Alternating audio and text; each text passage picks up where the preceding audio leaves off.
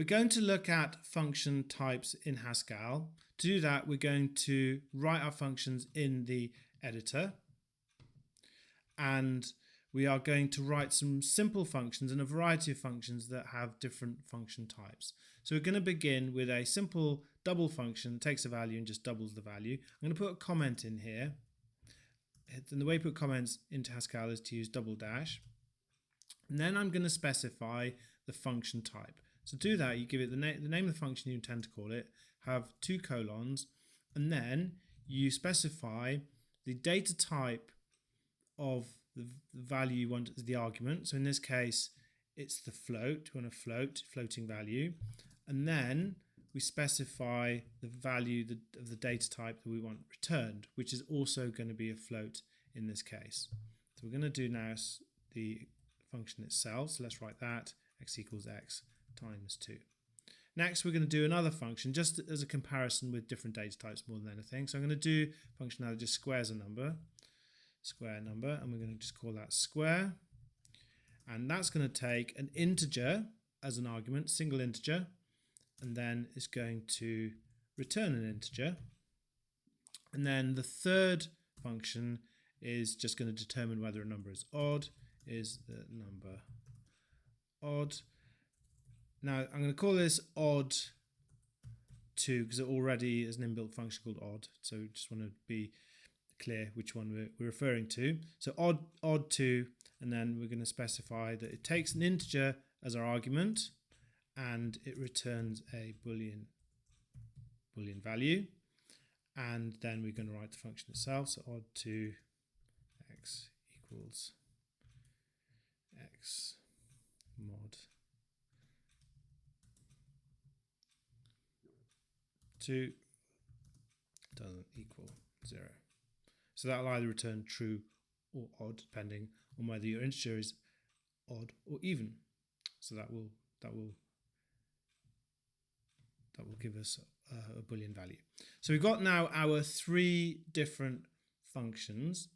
Now let's make sure that those all work and are loaded correctly. So let's make sure this is saved, and we'll just test each of those out. So if we do double, so let's make sure we load that demo.hs, and that's not working. So that's a good reason why we need to just check things to make sure they work. Let's just have a look at what's going on with that. We've got to put the square function in there. So if we just do square x equals x times x. So there we go. That's all good now.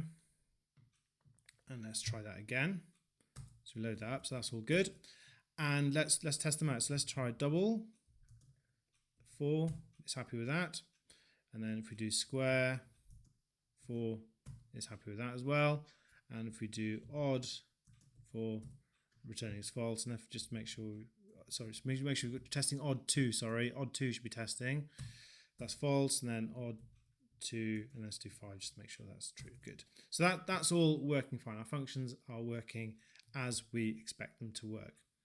Now the next thing to look at is how we combine our functions, how we can use them together. Now for that we really have to consider the function type, because the value that we return from one function has to be the same as the value that we input into another function. So that's why I've chosen a range of functions here that have different data types, different function types. So we're not going to be able to use all of these together in the same way, and it'll make sense as we experiment with these. So with, for example, square here, this returns an integer, which is great because it can work with odd2 because that takes an integer as an argument. Let's look at those two together to make sure that they work together. So let's have a look at how we combine them. So we're going to take a value, square of 5, and that will return us 25. Now if we want to test whether that's odd or even, of course we know it's odd, but just this is for demonstration purposes as to show you how to combine functions together. So you can see how we've combined odd2 and square here, and if we return that, then that returns as true. So that's absolutely valid to do that, and we can tell that it's valid to do that because when we look at our data types, we can see that square returns an integer and odd takes an integer as an argument. Now we can't combine any of the other functions in any other way. We can't use anything with double, unfortunately, because it takes a float and returns a float, so we can't use it with square and odd 2. That will return us an error. And similarly, we can't use square and odd 2 the other way around. So what I mean by that, let's say I was to do this, if I was to do odd 2 and then 5 and then do square of that, that is not something I can do. Right, it's going to return us an error because odd is returning us a Boolean value, but square takes an integer data type. So hopefully I've demonstrated there the necessity for understanding the function types when we're combining those functions together, because we can't just combine them in any way we wish. We need to understand the function types to be able to combine them in the correct way.